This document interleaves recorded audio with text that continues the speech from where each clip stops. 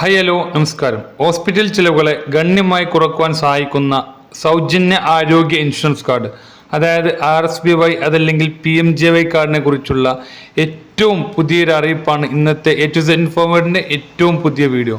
അപ്പോൾ വീഡിയോയിലേക്ക് ഏവർക്കും സ്വാഗതം. വീഡിയോയിലേക്ക് കടക്കുന്നതിന് മുൻപായി നിങ്ങൾക്ക് ആരോഗ്യ ഇൻഷുറൻസ് കാർഡിൽ ഉണ്ട് എന്നുണ്ടെങ്കിൽ യെസ് എന്നും അതല്ല ഇല്ല എന്നുണ്ടെങ്കിൽ നോ എന്നും കമൻറ്റ് ചെയ്യാൻ മറക്കരുത്.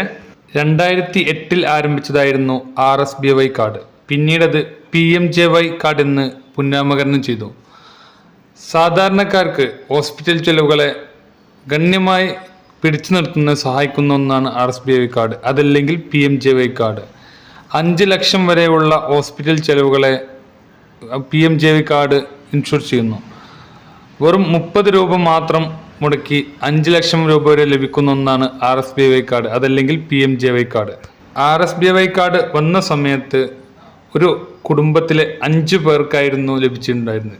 5 പേരുടെയും ഫോട്ടോ എടുത്ത് ഒരു കാർഡ്, അതിൽ ആരാണോ കാർഡ് ഉടമ അവരുടെ ഫോട്ടോ പതിച്ചിട്ടുള്ള ഒരു ചിപ്പുള്ള കാർഡായിരുന്നു നൽകിയിരുന്നത്.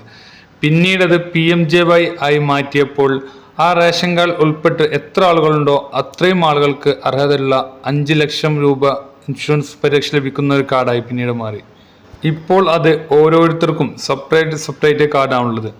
ഇനി വീഡിയോയിലേക്ക് വിശദമായി കിടക്കാം. കഴിഞ്ഞ പല വീഡിയോകളിലും താഴെ പല ആളുകളും ചോദിച്ചിരുന്ന പല സംശയങ്ങളും ഉണ്ടായിരുന്നു. അതിൽ ഏറ്റവും പ്രധാനപ്പെട്ട സംശയമായിരുന്നു 2019-18 കാലഘട്ടങ്ങളിലായിരുന്നു അവസാനമായി പുതുക്കൽ വന്നിട്ടുള്ളത്.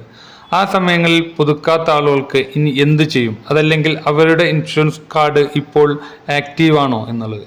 നിലവിൽ 2018 അതല്ലെങ്കിൽ 2019 പുതുക്കിയിട്ടുള്ള ആരോഗ്യ ഇൻഷുറൻസ് കാർഡ് മാത്രമേ നിലവിൽ വാലിഡ് ആയിട്ടുള്ളൂ.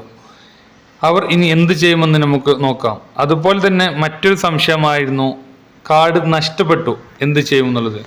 കാർഡ് നഷ്ടപ്പെട്ടാൽ ഒരു പ്രശ്നവുമില്ല, വെബ്സൈറ്റ് മുഖേന നമുക്ക് ഡൗൺലോഡ് ചെയ്തെടുക്കാം. വെബ്സൈറ്റ് ലിങ്ക് താഴെ കമൻറ്റ് ബോക്സിൽ ചേർക്കുന്നുണ്ട്. ആ ലിങ്കിൽ ക്ലിക്ക് ചെയ്ത് അവരുടെ ആധാർ നമ്പർ അടിച്ച് OTP അടിച്ച് കഴിഞ്ഞാൽ അവർക്ക് നിഷ്പ്രയാസം കാർഡ് ഡൗൺലോഡ് ചെയ്തെടുക്കാവുന്നതാണ്. അതുപോലെ തന്നെ പുതിയൊരു അംഗത്തെ എങ്ങനെയാണ് അതിൽ കൂട്ടിച്ചേർക്കുക എന്നുള്ളത്.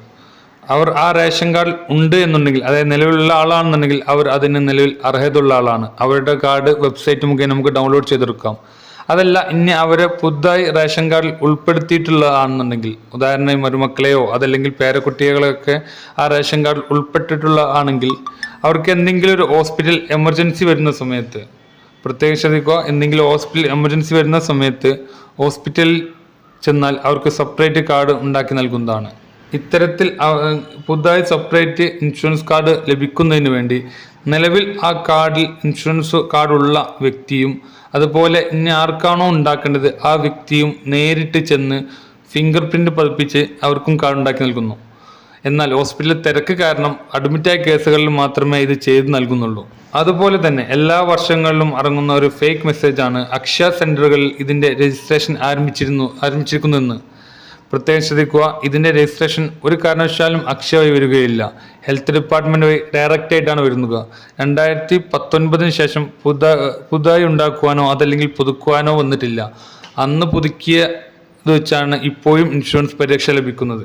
അതുപോലെ തന്നെ ഇപ്പോൾ മുഴുവൻ ക്യാഷും ഇൻഷുറൻസ് പരിരക്ഷയിൽ നിന്നും പല ഹോസ്പിറ്റലിൽ നിന്നും ലഭിക്കുന്നില്ല. കാരണം ഇതിൻ്റെ ക്യാഷ് ഹോസ്പിറ്റലുകളിലേക്ക് ഗവൺമെൻറ് പെട്ടെന്ന് കൊടുക്കുന്നില്ല. ചിലപ്പോൾ 2-3 വർഷമൊക്കെ ലാഗ് ചെയ്തിട്ടേ കൊടുക്കുന്നുള്ളൂ. അതുകൊണ്ട് തന്നെ ഉദാഹരണമായി ഡെലിവറി കേസുകൾ, അതായത് പ്രസവ സംബന്ധമായ കേസുകളിൽ 7000 രൂപ വരെയും അതുപോലെ C-സെക്ഷൻ ആണെന്നുണ്ടെങ്കിൽ 15000 രൂപ വരെയാണ് പല ഹോസ്പിറ്റലും കൊടുക്കുന്നത്. അതുപോലെ തന്നെ തിമിര ശസ്ത്രക്രിയകൾക്ക് 7000 മുതൽ 8000 രൂപ വരെയാണ് പല ഹോസ്പിറ്റലും നൽകുന്നത്. ചില ഹോസ്പിറ്റലുകളിൽ മാത്രമേ മുഴുവൻ എമൗണ്ട് നൽകുന്നുള്ളൂ. ഇനി എല്ലാവരും ചോദിക്കുന്നതും അതുപോലെ വീഡിയോയിൽ തുടക്കത്തിൽ നമ്മൾ തംബ്നെയിൽ കാണിച്ചതുപോലെ എന്നാണ് ഇനി പുതിയ ആരോഗ്യ ഇൻഷുറൻസ് കാർഡ് വരിക എന്ന്.